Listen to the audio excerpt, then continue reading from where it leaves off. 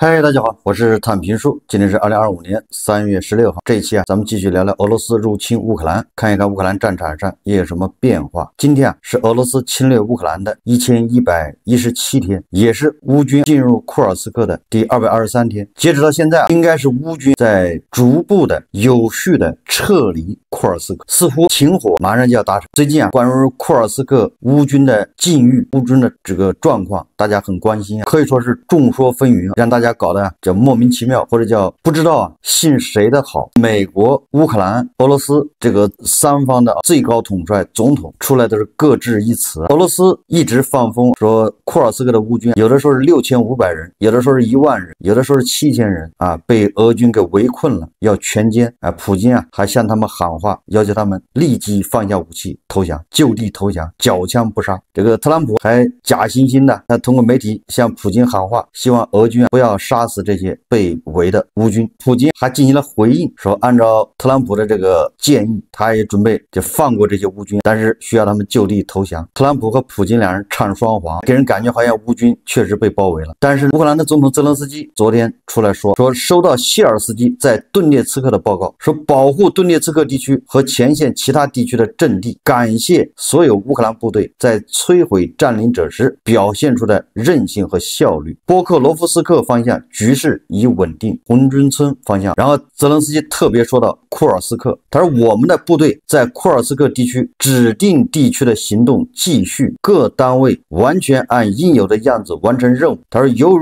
乌克兰驻库尔斯克部队大量俄罗斯部队从其他方向撤退，我们的部队继续阻止俄罗斯和朝鲜在库尔斯克的团体，我们没有被包围。库尔斯克说，这个泽连斯基说，我们还看到了沿乌克兰东部边境的方向，俄罗斯军队正在那里积蓄力量，这表明了打击我们苏梅地区的愿望。我们理解这一点，我们将反对它。我希望所有伙伴都明白，普京到底在计划什么，准备什么。说俄罗斯军队的积累表明，在莫斯科将进一步忽视外交，俄罗斯的战争拖累是明显的。我们准备向合作伙伴提供有关前线、库尔斯克地区和边界沿线局势的所有真实信息。在这个讲话里面，泽连斯基还专门提了一下乌克兰的火箭计划的这个进度。他说我们取得了一些显著的成果，长海王星已经经过测试成功的战斗应用，新乌克兰火箭精确命中，感谢我们的乌克兰开发商、制造商和军方。他说我们继续努力保证乌克兰的安全。也就是泽连斯基和谢尔斯基都是否认乌军被包围，是属于有序撤退，任务完成。泽连斯基说，乌军进入库尔斯克目的就是为了减轻乌克兰在其他方向上的压力，尤其是乌东地区，尤其是红军村、波克罗夫斯克。我在前几天节目说了，给人感觉好像是美国、乌克兰、俄罗斯是不是三方在下面已经有了某些默契，就是要停火。要停火的必须结束库尔斯克的战斗，要么是乌军自己撤走，要么是乌军被俄军赶走。总之库尔斯克只要一停火，那么普京他恐怕马上就同意要停火1个月。咱们在以前节目也说了，如果乌克兰不想停火，那么在库尔斯克的战斗就要继续下去，坚决打。由于泽连斯基、特朗普还有普京关于库尔斯克乌军说法完全不一致，所以我还是倾向于乌军是有序撤退，没有什么被包围。这都是俄罗斯人这个信息战的一部分。很多西方媒体也渲染乌军败退、乌军被包围，我想恐怕也是为了加大这个特朗普的负罪感。因为特朗普前一阵子断了乌军的援助还有情报共享，渲染乌军的失败越惨，你这个特朗普犯下的罪行就越大。也许是特朗普良心发现，恐怕觉得自己断了乌克兰的军事援助，导致这个库尔斯克的乌军真的被围，所以他跟普京求情。当然了，也许就是演戏。实际上3月15号，乌军总参谋部罕见的公布了一份乌军离开库尔斯克州苏贾中心，就是离开苏贾市向俄乌边境靠拢的作战地图。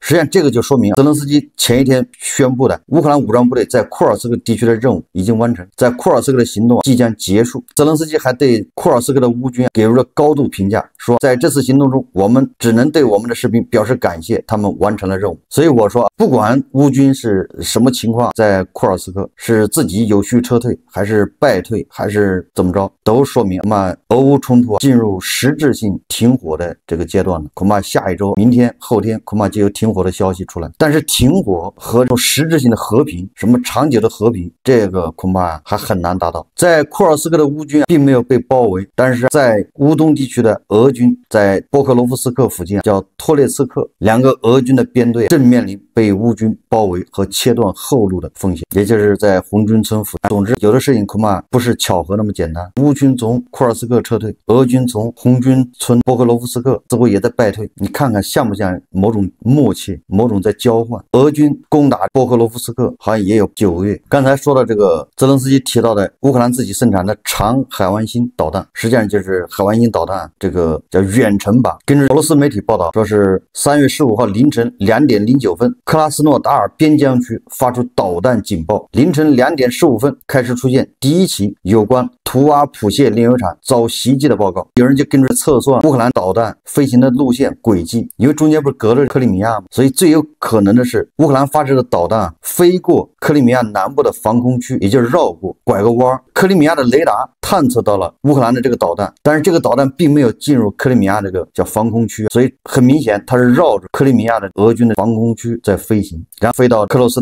诺达尔边疆区，轰炸了那个叫图阿普谢炼油厂。俄罗斯港口城市图阿普谢距离乌军的前线是450公里，所以很多人就认为这是乌军发射的长程海湾星导弹，能达450公里，就意味着乌克兰大幅的增加了海湾星的射程，甚至不排除乌克兰还有射程更远的，也就是能打700公里的导弹，叫配备涡轮喷气发动机。说这么多什么意思呢？也就是乌克兰人家已经自己在开发远程武器。我记得在俄罗斯侵略乌克兰刚开始的时候，对吧？我做节目就说了，乌克兰要边打要边自己开发远程这种大杀伤力的武器。这些武器啊，你不能全指着美西方提供啊。乌克兰有这个技术，对吧？美西方再给他们一点援助，乌克兰很快就能搞出这种远程的导弹。乌克兰用自己的远程导弹打击俄罗斯什么地方，那都是天经地义的。俄罗斯没脾气，但是如果让美国、让德国提供这种远距离的攻击武器，他们有顾虑，因为你要打击俄罗斯重视目标，这个就充分说明乌克兰是越来越注重减少对西方供应的依赖，以更新更强大的武器来反击俄罗斯。我们再看欧洲国家现在都在琢磨什么？瑞典决定再向乌克兰援助18门弓箭手自行火炮和5套亚瑟反炮兵雷达系统。这个弓箭手自行火炮目前最先进的火炮是全自动的，这个对乌军的帮助非常大。最近乌克兰用无人机打击俄罗斯能源和防空导弹仓库。芬兰宣布向乌克兰提供2.17亿美元的军事援助计划。芬兰国防部长哈卡宁证实该一揽子计划包括火炮弹药，理由是乌克兰迫切需要此类供应。德国之声报道说，德国后任总理梅尔茨宣布，执政党基民盟、社民党和绿党已同意在扩大基础设施和国防资金谈判中再拨款30亿欧元用于乌克兰援助，也就是上述政党支持设立5000亿欧元的专项基础设施基金，并放松债务刹车，以增加国防开支。舒尔茨也证实，如果该方案获得议会批准，他准备提供额外资金支持乌克兰。德国的联邦议院将于3月18号审议这些提议。德国的叫宪法和主权委员会主席他说，即使在乌克兰宣布停火30天的情况下，德国依然可以找到继续军事援助乌克兰的方法，比如可以以人道主义援助的名义来军事支持基辅。也就是说，虽然停火了，但是对乌克兰的援助是不会停的。武装乌克兰，这是既定策略。英国首相斯塔默和法国总统马克龙正在牵头组织37个国家组建一个支持乌克兰实现和平解决方案的自愿联盟。这个彭博社报道这一消息，在未来几天内，各国军事领导人将向英国首相斯塔默和法国总统马克龙提交关于乌克兰维和部队更详细方案。本周将通过线上会议与各位领导人探讨该问题。该提案将呈递给美国总统特朗普。英国和法国希望说服美国提供安全保障，包括空中支持、情报共享以及边境监控，但并不寻求美国直接派遣地面部队参与维和行动。不管怎么说，英国的斯塔默还有法国的马克龙已经决定要向乌克兰派部队。我在以前节目说过了，你只要往乌克兰派部队，实际上就是参战。现在打仗没有后方，你只要派了武装人员进去了，那就像这个朝鲜派部队到库尔斯克是一个道理。在暂时停火的情况下，欧盟将继续向乌克兰提供武器。气。如果乌克兰和俄罗斯联邦达成30天停火协议，欧盟并不打算停止向乌克兰提供武器。欧盟寻求确保乌克兰在和平谈判中处于最强势地位，同时又能放弃特朗普所说的糟糕的协议，选择最合适的谈判时机。我不认为，如果侵略者要求停火，欧盟及其成员国会停止向基辅供应武器。一位欧洲外交官表示，加拿大召开的7国峰会 G7， 他们发表联合声明说，如果俄罗斯拒绝接受对等停火协议，7国集团的成员国将对俄罗斯实施进一步制裁，并加强对乌克兰的援助。声明强调，我们呼吁俄罗斯以同意对等停火作为回应，并全面履行协议。若未能达成停火协议，我们讨论了包括新制裁、石油价格上限、对乌增加援助等在内的对俄追责手段，其中包括使用被冻结俄罗斯主权资产产生的收益。7国集团外长同时提出停火框架下建立信任措施的重要性，比如释放所有战俘及被拘禁者，包括军人和平民，以及遣返乌克兰儿童。声明特别指出，我们赞赏乌克兰承诺立即停火，这是依照联合国宪章实现全面、公正与持久和平的关键步骤。关于乌克兰安全保障问题，7国集团外长强调必须建立有效机制，以防范未来的侵略行为。声明还说，我们声明任何停火协议都必须得到切实遵守，同时强调需要建立强有力且可靠的安全安排，确保乌克兰能够威慑并抵御任何新的侵略行动。也就是7国集团给俄罗斯施压，如果不立即停火，那要加大制裁。耶尔世界经济研究所和欧盟统计局他们经过计算说自俄乌冲突开始以来，北欧国家每位居民为支持乌克兰支付了500至1500美元不等。他说，其中北欧和波罗的海国家位居前列，他们向乌克兰提供了其军事武库的大部分武器。同时，美国正试图将乌克兰安全保障的全部责任推给欧洲。就人均支出而言，说丹麦排名第一，普通丹麦人为援助乌克兰平均支付了1468美元。第2名是挪威，其公民人均支付655美元用于对抗俄罗斯。爱沙尼亚居民排名第3。相比之下，美国公民人均支出354美元，在榜单中仅排第9。德国、英国、加拿大分别位列11至13名，而法国仅排在第20名。这是算人均支援乌克兰。我们再看看特朗普对俄罗斯到底是采取什么措施。根据乌克兰国家通讯社报道说，特朗普总统的政府正在对俄罗斯石油、天然气和银行业实施更多限制，进一步限制俄罗斯进入美国支付系统。这个是乌克兰的媒体报道的，说本周3，美国财政部取消了拜登政府1月份推出的60天豁免，该豁免允许某些涉及受制裁的俄罗斯银行能源交易继续进行。这个大家都知道吧 ，SWIFT 系统里面并没有把俄罗斯所有的银行给踢出去，还保留了一些银行，因为他们要通过这个银行进行能源交易，这个能源就是卖到欧洲的，所以那个时候拜登还给他们俄罗斯几个银行叫豁免。但是从现在起，银行将无法再进入美国支付系统进行大额能源交易。你看，那这恐怕就是特朗普干的，但是并没有引起广泛的什么报道。说此前获得制裁豁免的俄罗斯金融机构包括对外经济银行、什么俄罗斯联邦储蓄银行、俄罗斯外贸银行、阿尔法银行、罗斯银行等等，大概有10来家银行。进一步限制进入美国银行系统的决定，增加了其他国家购买俄罗斯石油的难度，从而限制了俄罗斯石油的全球供应。说特朗普政府正试图说服俄罗斯接受与乌克兰达成的30天停火协议的条款，因此收紧了对俄罗斯的限制。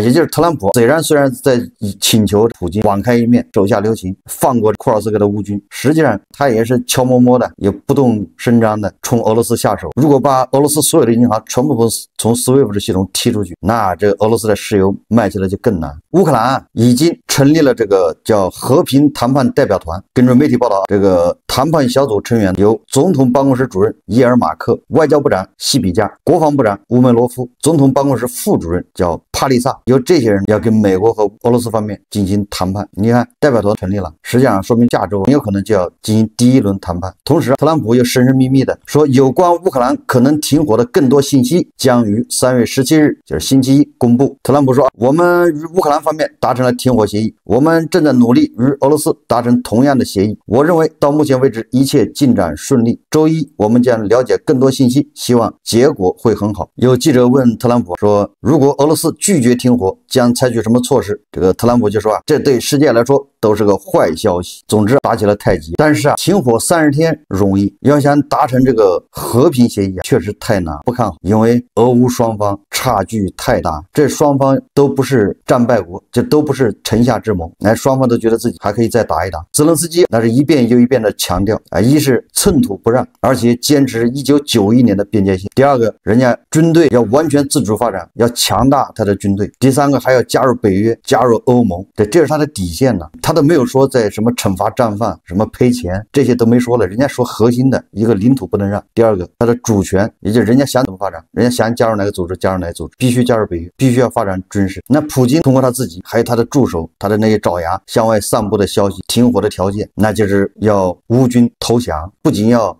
他要全世界承认克里米亚还有乌东4个州都是俄罗斯的，俄军占领的是俄罗斯的，俄军还没占领的也是俄罗斯的。第二个呢，乌克兰只保留有限的武装，比如说5万人或者5000人，都是轻武器，类似于这个警察部队、防暴部队这样的一个军事存在。第三个，乌克兰要保持永久中立国地位，不能加入北约，但是可以加入欧盟。反反复复强调外国不能派军队，他现在改成什么？就是对俄罗斯敌对的国家不能派军队在乌克兰，那这个威胁到俄罗斯的安全，因为你对俄罗斯敌视，好像说不反对什么巴西、印度派部队到乌克兰维和。那现在这个斯塔默、马克龙正在积极组织什么志愿者联盟，37个国家要组建部队在乌克兰。所以你看，俄乌双方那完全就不在一个调上。乌克兰是要成为一个领土完整、主权独立的这么一个国家，但是俄罗斯要的是一个附属俄罗斯的一个附属国，就像白俄罗斯一样，随时可以把它吞并了。卢卡申科不已经跟普京达成一致了吗？你到时候可以组建一个什么联合议会，合并了算了。所以我不知道特朗普他怎么调和这个事，他怎么把2个人能弄到一起？停火容易，和平难，是不是有可能就是冻结战争，采取的是朝鲜半岛的那种模式？我前2天就已经说了，这个停火方案实际上对乌克兰是有利的，时间站在乌克兰这一边，靠谈判你想把地方要回来，这个也没有可能。特朗普无论怎么施压俄罗斯，普京是不可能把他吃到嘴里面的肉吐出来，所以说靠谈判、外交施压来确保乌克兰的领土完整，这是不可能。所以说停火对乌克兰来说是重新武装乌克兰，让欧洲现在有时间重整准备，欧洲有时间反应，让美国这个措手不及，这个需要时间。一旦英法联军进入乌克兰，那乌克兰还要继续战斗，还要